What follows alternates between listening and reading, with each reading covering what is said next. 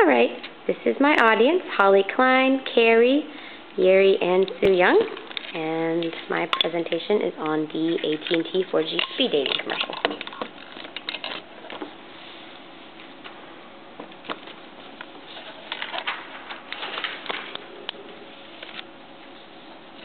All right, so in speed dating, you see normally how guys and women show up, and they both just start talking and kind of do the quick introductions and all that stuff. And usually a lot of guys fail to tell them what their intentions and agendas really are. I mean, I can't tell you how many friends I've known that, oh, this guy's so great, and then it's like as soon as he gets what he wants, he's gone. I mean, we all hear that story. So, because of this, I have a trust issue, and I don't like to be lied to, and when I find out, it's just another reason to put up an emotional barrier against deceit and lies.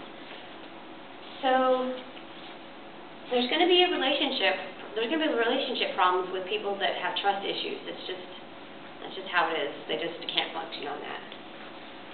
So,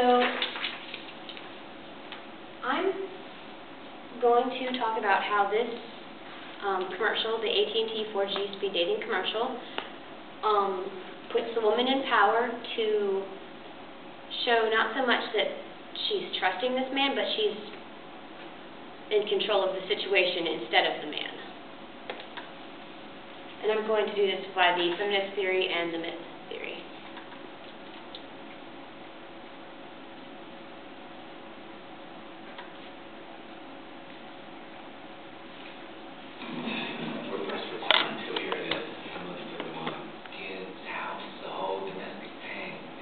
Your relationship status right now for being married?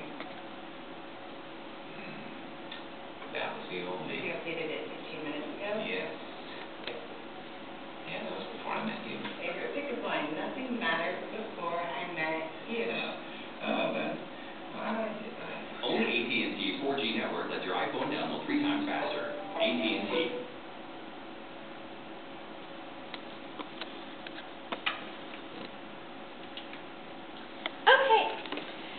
So as you can see, there was a lot of lying going on in that little 30-second commercial. And not on the woman's part, it was all the man trying to get his own agenda, getting her into bed. That's probably what it was. So, from the feminist analysis, the phone is used as a tool to give the woman power over the man. It shows that women can use technology just as well as men. You know, it's a smartphone. It's for people who multitask, and just the image that goes with a smartphone, you think of businesswoman or businessman more commonly. So, with that phone, especially with the dating app she sees, she gets power. And with the app, she's also, given a whole set of tools on being able to show how this man's lying. She's able to look him up really quickly on this app and tell that he's lying on his profile. He comes in and he's like, this is what I want, straight up. And she tells him also straight up that that's not what he wants. And with the speed dating service, everybody's public. It's a very public setting. Everybody starts out on the same equal ground. The man is shown as very confident, poised, very cunning, very much like a snake, with an agenda. And the woman, she also appears very confident and someone who's been around the block a few times, who's had a few jerks as boyfriends. So after 3 serious attempts at engaging this woman, the man is thwarted by her wits and smarts. With the phone, she emerges from the dating service very much on top of the situation instead of the man. From the mythical analysis, this commercial, it makes very strong references to the Bible. It's very much layered. In Genesis, there's the snake that tempts Eve. and she takes the fruit of knowledge, and, she and Adam are kicked out of the garden. Well, with this, Eve has the knowledge, but in this commercial, that knowledge is not shown as being negative. She's not getting punished for that knowledge. In fact, she's gaining the upper hand with that knowledge. That knowledge gives her that power over the man. This also makes a reference to the less commonly known first wife of Adam, whose name was Lilith.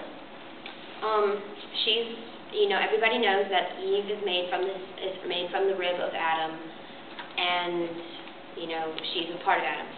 Lilith was made from the same dust as Adam. She's not made as a part of him. She's made the equal setting as him.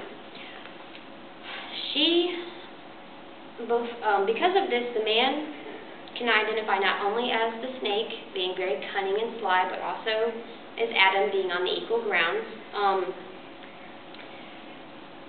Lilith was not submissive to Adam. She would not be the obedient wife. That's why she was kicked out of the garden, because Adam said that he could not control his wife. And so that's how Eve came about, because she needed to be submissive. This commercial also mirrors the tempting of Jesus by Satan 3 times. Each time Jesus refuses to give in to his temptations. Where the first temptation comes from where the man says, we're pressed for time, so here it is, I'm looking for the one, the kids, the house, the whole domestic thing. The woman interrupts and says, why does your relationship say never getting married? So the second temptation is where he lies and tells her that was the old him, and just trying to verify, or is trying to justify why he just lied to her. And she points out that he's lied because it says you updated this 15 minutes ago. And the last temptation is where he comes up and uses the pickup line, yeah, that was before I met you. And then she proceeds to tell him that his favorite pickup line in his profile is nothing mattered before I met you, which was the last kind of straw. So the conclusion is that women have more often than not been portrayed as the weaker and fairer sex, and this can be proven so many times. If you look through the Bible, there are so many examples of women being shown as housebroken and how they don't have equal rights as men, which is just very, very unfair. And even to the women in modern day society and media.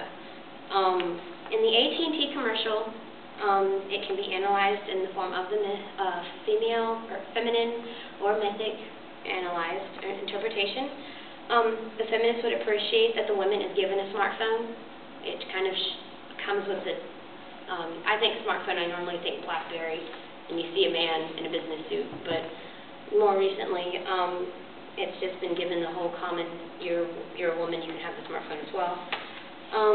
And the biblical myth interpretation is so layered. You can go so many different layers in this that it's just, you can have the women identifying as Eve or as Lilith, while the man is shown as Adam and the snake.